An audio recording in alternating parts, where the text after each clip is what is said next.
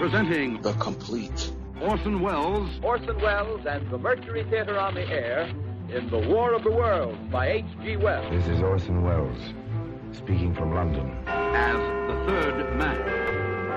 Stand by. We'll be on the air in 15 seconds, Mr. Wells. Yes, I know. Stand by, everybody. Mercury Theater on the Air presents Orson Welles as Count Dracula in his own version of Bram Stoker's great novel, Who knows Dracula. what evil lurks in the hearts of men? The shadow knows.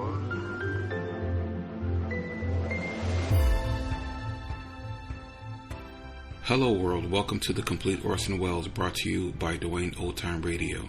This podcast will feature various classic radio programs ranging mostly from 1936 to 1952 that Orson either produced and directed, was featured on, or starred as a guest. If you enjoy my podcast, you can subscribe to receive notifications of new posts. Subscribing is free and only takes a moment. New episodes are posted weekly.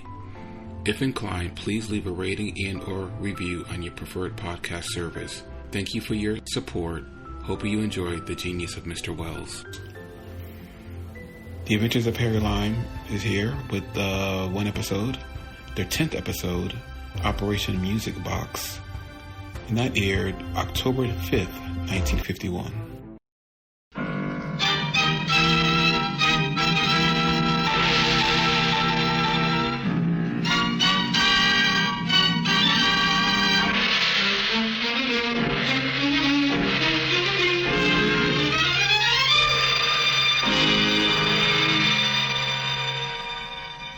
Presenting Orson Welles as the third man.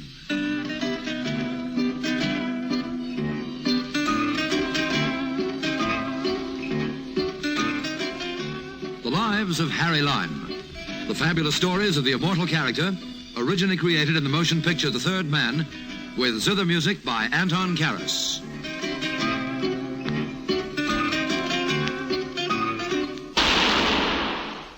That was the shot that killed Harry Lime. He died in a sewer beneath Vienna. As those of you know who saw the movie The Third Man. Yes, that was the end of Harry Lime.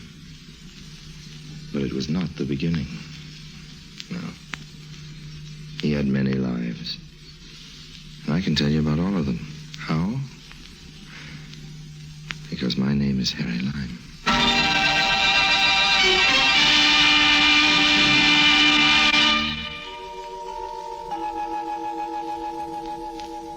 Now, Kiddies, London, which is the capital of England, is noted for a number of curious historical events. King Charles was beheaded in London. They had a fire there and a plague.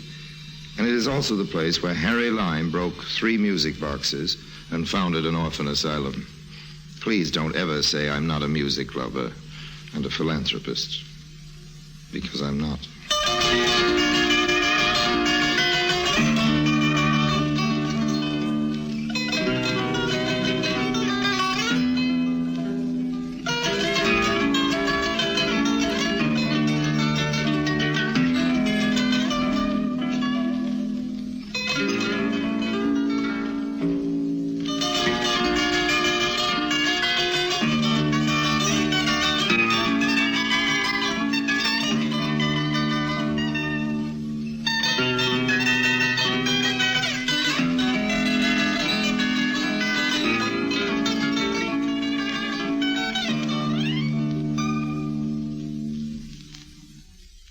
And now, Orson Welles as Harry Lime, the third man, in today's story, Operation Music Box.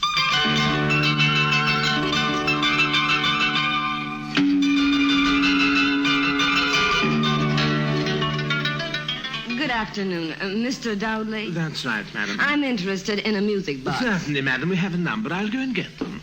Just a moment, though, Mr. Dowdley. I'm only interested...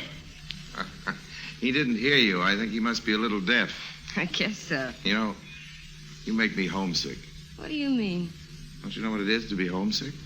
I sure do. I've only been away a few weeks, and I'd certainly like to be back. But why do I make you homesick? Well, you make me think of Central Park and the fountain by the plaza, Fifth Avenue in the morning in May, and the sound of roller skating on the sidewalk downtown. Hoot of shipping on the East River. Everything, in fact. How do you know I come from New York? I just guessed. Here's your check, Mr. Lime. Oh, thank you, Mr. Entwistle. Here we are, madam. These are all the music boxes we have. These two are 17th century, and this one 18th century. This one works.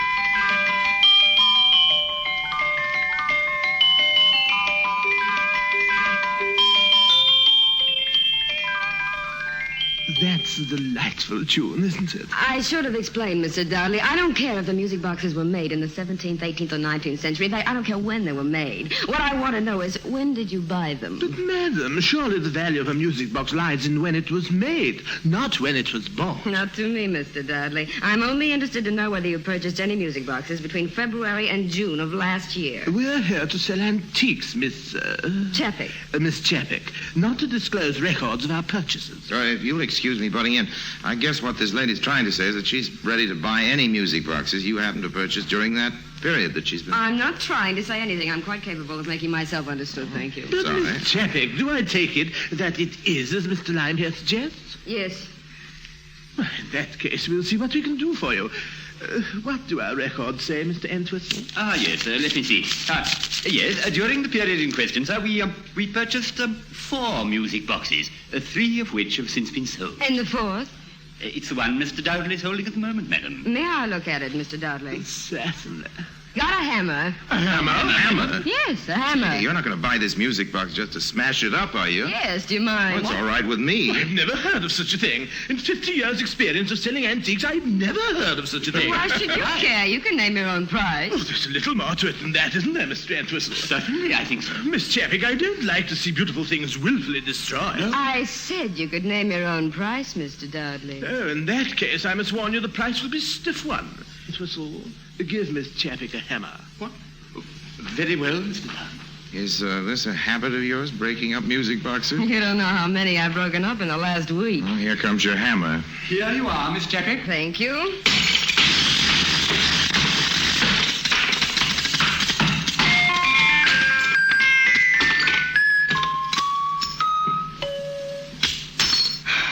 No good. And that little act of wanton destruction, Miss Chappick, will cost you exactly £35. It's okay, Mr. Dudley, but I'd like you to do one thing more for me, if you will. I'd like you to let me have the names and addresses of the people who bought those other 3 music boxes. I'll pay a stiff price for that, too. Oh.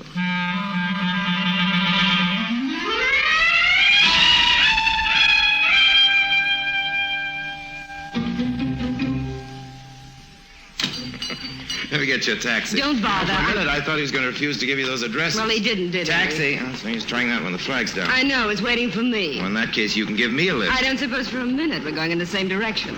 That's just where you're wrong.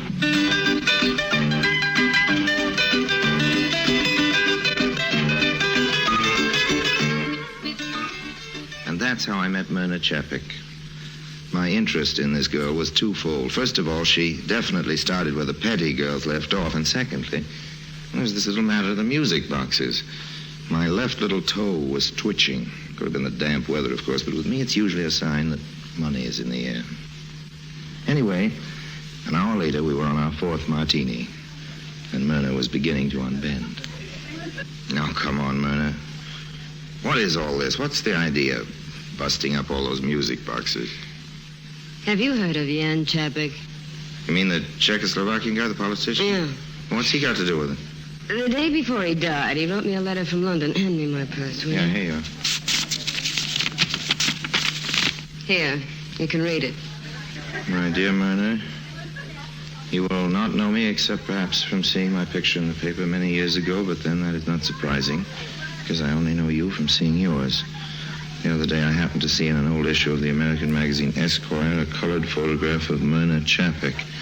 I couldn't help remarking the resemblance to your mother, my sister, who left for America some 25 years ago. Had you ever heard of this guy? Did your mother ever mention him? Not that I remember. Well, how come you took your mother's name, not your father's? My father's name was Chappick. He was a coal miner in Pennsylvania. It's a funny thing, your mother marrying a man of the same name, wasn't it? Well, as a matter of fact, it wasn't. She was an Italian. And the man who wrote this letter wasn't your uncle? No, it couldn't have been it. You know, I'm talking too much. I don't know whether it's you or the martinis. It's both. Well, Go ahead, read the rest of it. Okay, now, my dear niece, this is a painful task which I have before me, but really there is no possible choice. You must know that when the communists seized control in my country, a price was put on my head, and I only managed to escape at the very last moment by concealing myself in the tail of an American airliner which was leaving Prague that night. Like many others in Europe in those terrible last years, I managed only to take away with me the meagerest of possessions. A small traveling case light enough for me to carry, for I was ailing and feeble even then. I have said that the purpose of this letter is a painful one, but perhaps you will not find it so, because after all you do not know me, and surely will not receive the news of my death with any sorrow. But the fact is that I will be gone by the time you read these words, which are not intended so much for a farewell. People who don't know each other can't very well say goodbye, can they? But as a last will and testament. I am leaving you the contents of my little suitcase, Myrna, a few shirts, a necktie, and the unfinished manuscript of my last book. These you will not find very exciting, I'm afraid, and I can't imagine you're traveling across the ocean to claim such an inheritance. But there is a music box, Myrna. It's the only thing of value I could take away with me on my flight. I want you to have it, and I give you my word that it will be worth your trouble to come after it. The landlady, who is not a sympathetic woman, has not been entrusted with the secret, and unluckily she has not been paid for the rent of this attic room for several weeks. By the time you come to London, she will have sold it, and you must find out where and to whom, and you must buy it back. And now my hand is very tired, and I cannot go on pushing this pen across the paper for many more words. I send my blessing to the child of my sister, who has inherited her wonderful green eyes, and also something else almost as wonderful and almost as green. Your Uncle Yan.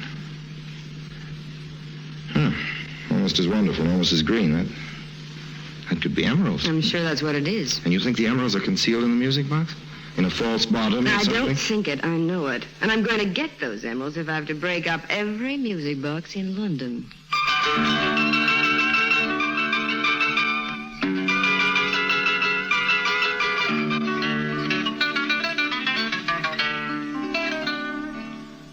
I left Myrna a good deal later that night. We'd had a wonderful time. I had her promise that we'd meet the next evening. I also had something else. I had that list from Dowdley's antique shop. Oh, yes, I know what you're thinking. You're thinking I pinched it out of her purse. And you're right. That's what I did. Somewhere in London there were 3 music boxes. In one of those 3 was a fortune in emeralds, and I've always been a great believer in the old adage, finders, keepers. Yes, if anybody was going to break up any music boxes, it was going to be me.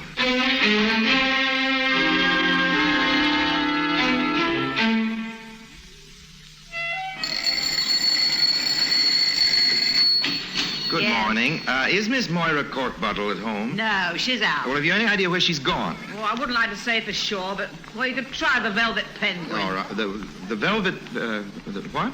It's a nightclub. Velvet Penguin? But a nightclub? This is 10 o'clock in the morning. Well, if she's anywhere, that's where she'll be.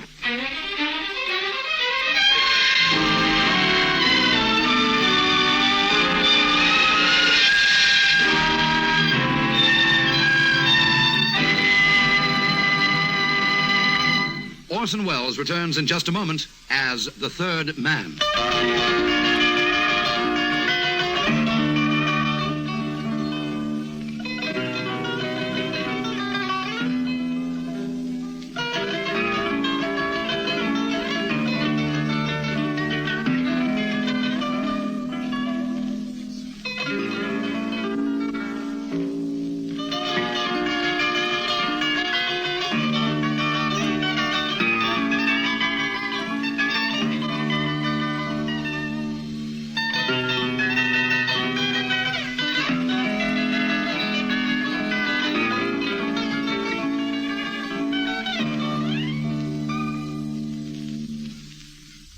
And now, Orson Welles, as the third man, continues with today's story, Operation Music Box.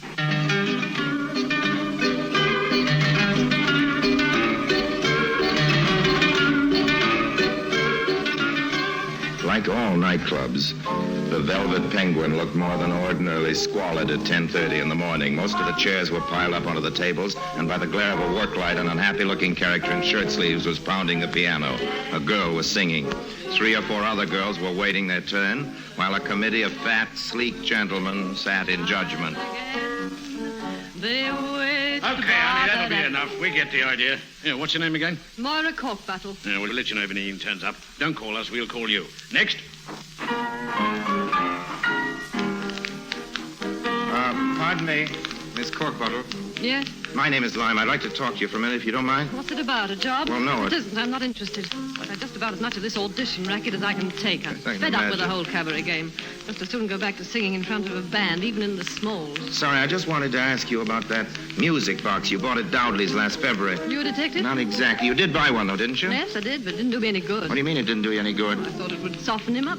Soften who, Miss Corkbottle? My uncle, of course. My uncle Ben Corkbattle. You know, General Corkbattle. No, I don't know. You mean you never heard of General Corkbattle? No, I never did. Well, you haven't missed anything.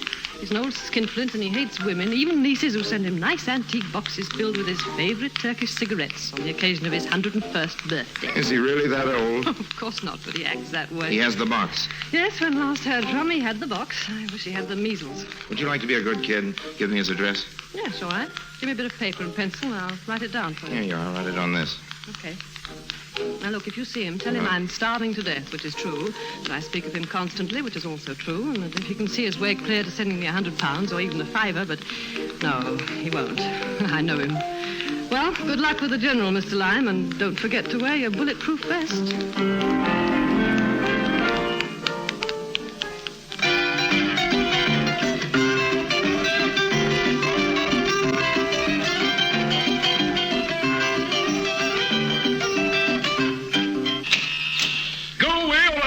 Stick to you. Wait a minute. You don't look like a peddler. Oh, no, sir. I'm not. I'm a collector. Oh, dust collector? Garbage collector? Oh, what kind of collector? Well, speak up. Music boxes. Oh, another one. By gad, the thing's turning into a positive plague. Well, come in. Let's get to the bottom of it. Thank you, sir. We'll come into my study. Now, then, what's the explanation of this wild rash of music box collectors? Who'd want a music box? Blasted things make you jump. Give me the Jim Jams. Well, come in, young fella. There must be something in music boxes I don't know about. A fine-looking young woman like Mr. What was your name again, my dear? Chapek. We know each other, General. Oh, you do? Yes, we do. Yes, well, that's not surprising.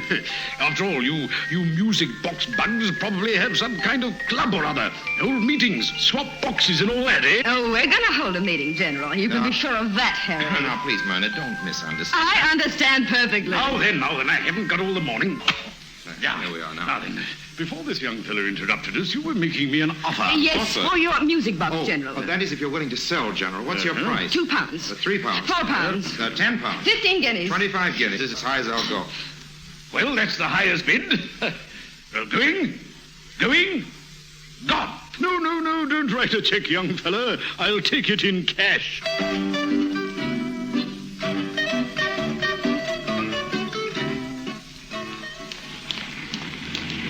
You've got a nerve honing in on this. I guessed you were up to something when I missed that list from my purse. You took it, didn't you? Sure, I took it. What are you worrying about? You seem to be doing all right without the list. Only because I happen to remember seeing the name Corkbottle on top of the list, and luckily there are only 3 or 4 of them in the phone book. Smart kid. You deserve better luck. My luck's all right. I've caught up with you, haven't I?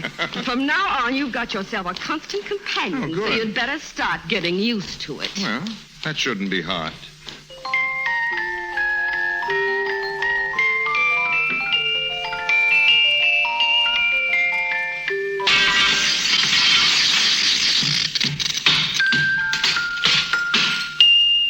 Myrna. Yes? Give me that hammer.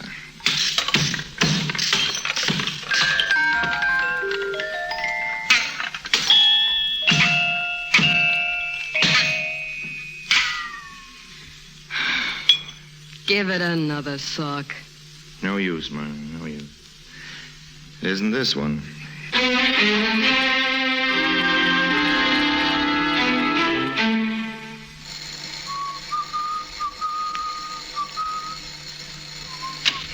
How do you do? Good Are you afternoon. Are you Mr. Mr. Chelychev? I am Count Chelychev. Oh, I beg your pardon, Count Yes. Chelychev. I wonder if we could come in for just a moment. Well, I don't know. Chelychev, I am pressed for time. we won't take I suppose I can spare you a few minutes. Oh, thank just you very a few much. minutes. Thanks. Come in. An awful Come lot. in. Most kind of you, Count. This way, swell face you got It here. is. It's wonderful. I can see that you're a man of taste, Count Yes. Chelychev. You've got some lovely pieces of furniture It here. is possible. Oh, no, it's Not more what than I that. was used to in the old days, in the Tsar's time. Oh, I Now, imagine. what is it you want, please? What? Well, what I believe want you're to a ask you about collector a of music music box. boxes. Please, just a minute. One at a time. Yes. One at a time. I'm sorry, Count. Yes, Now, what is all this about music boxes? well, I am not a collector of music boxes. I am a collector of miniatures of the Empress Catherine of Russia. well, what about this music box on the table? Here. I bought that one, certainly. But only because of the enamel portrait medallion of Catherine on the lid. the Catherine. She is an ancestor of mine. Oh, is she? Yes. Hey, look, can't you see the resemblance to me? Yes, now you God. mention it's remarkable. But do you mind if I set this thing going? No, Yes. please don't do that. Please. No, don't. That's all right. There we are. I am not interested in this as a music box. Oh, you aren't? Well, in that case, Count, maybe you'd be ready to sell it. Sell it? Sell Yes, it? Certainly not. Oh, but- I told you I want it for the miniature on the lid. Can't we persuade you to change your Yes, I'm mind? sure We're you- prepared to pay a good price No, for it. price doesn't enter into it, my dear lady. I don't buy things to sell again. Well, this particular music box happens to be awfully important to us, Count. I can't It's, help that. I'm sorry. I couldn't possibly sell it. No use talking. No use arguing.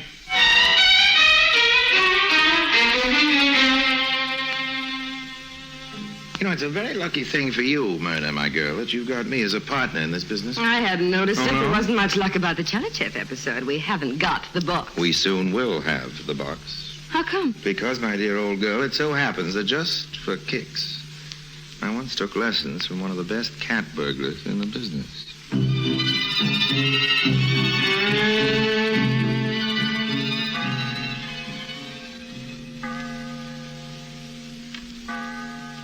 The Count lived in what was once a big private house that had been turned into 3 or 4 flats. There was a garden and a big wall. That night I got over the wall, crept through the garden, climbed up to the 2nd floor, and got through the window into the Count's drawing room.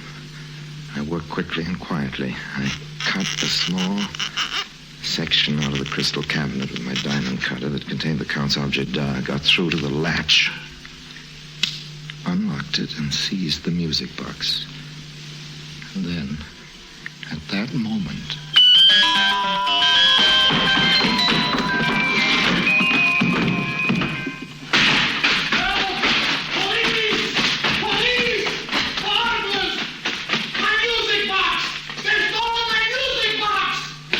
Just a minute there. What's the hurry? What's going on? Officer, we've just been burgled. A burglar got in my flat over there. He's stolen my father's antique music box. Did you see anyone come around the corner over there? No, sir. He can't have come this way. We'd better try the other way. Quick. Here, just a minute, Joe.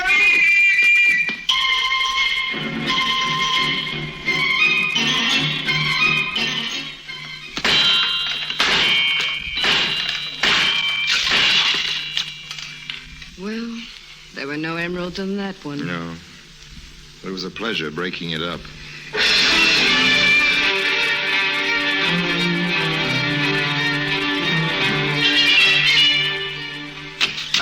Good afternoon. We'd like very much to see the Principessa Marguta. How did you two get past the old porter downstairs?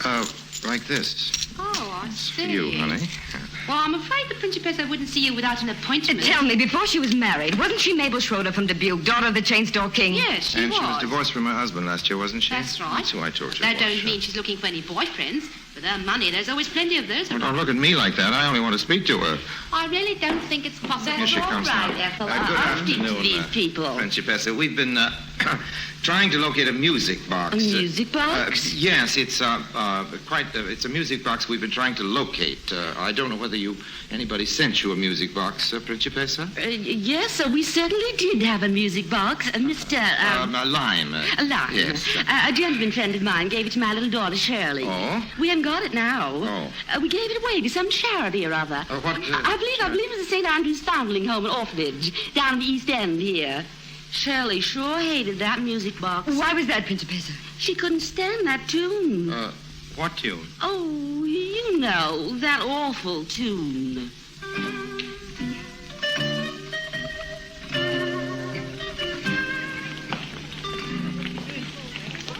Look, this is the place, Harry. St. Andrew's Foundling Home and Orphanage. Looks as if there's some kind of a ceremony going on. Silence, please, silence for our director. Thank you. Ladies and gentlemen and children, a little while ago, some kindly soul sent to us anonymously, amongst other gifts, a music box. A few days later, little Billy Gubbins, whom you all know, whilst playing with the box, stumbled and dropped it. This incident, trivial in itself, had the most surprising result. A secret compartment in the box was revealed, and in it were jewels. Naturally, we made inquiries in an effort to identify the donor, but fortunately for us, they all proved fruitless. And it is from the sale of these jewels that the building of this wonderful new wing is being financed. Here in my hands is the very box that brought about our good fortune. And I might add, it can still be used as a plaything by little Billy Gubbins. Listen.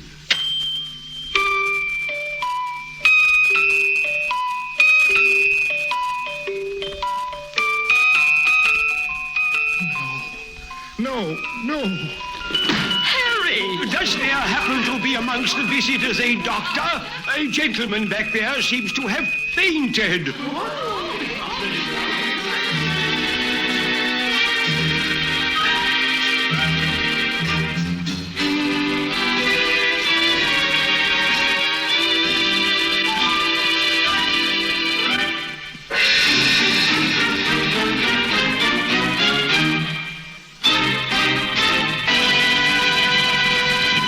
Harry Lime returns in just a moment.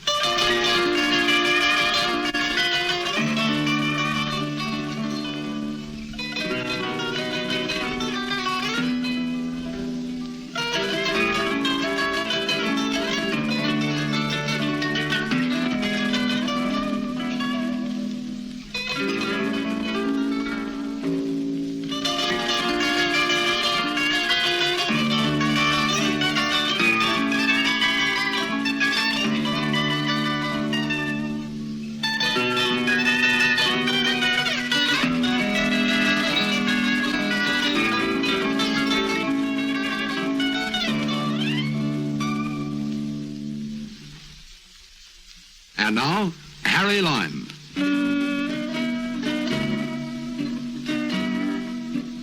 Goodbye for now. And remember what Ben Franklin said about honesty being the best policy. I wish I could.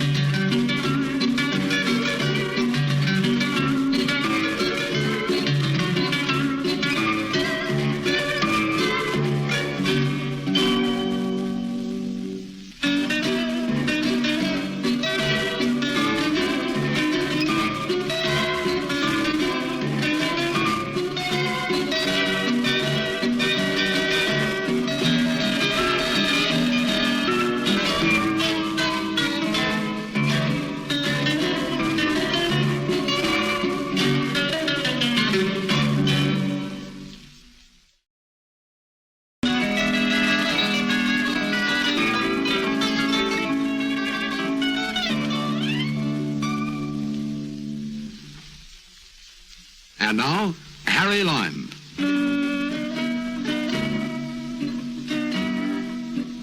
Goodbye for now. And remember what Ben Franklin said about honesty being the best policy.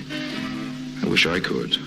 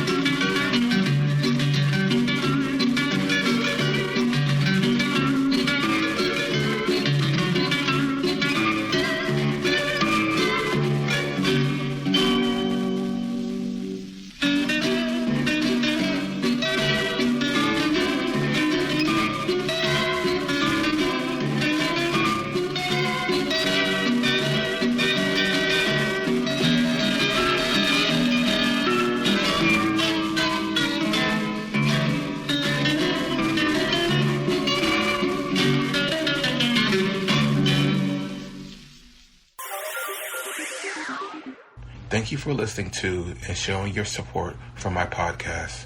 If you would like to receive notifications of when new episodes are posted, please subscribe to my channel. Subscriptions are 100% free, and they really help me get an idea of how I'm doing.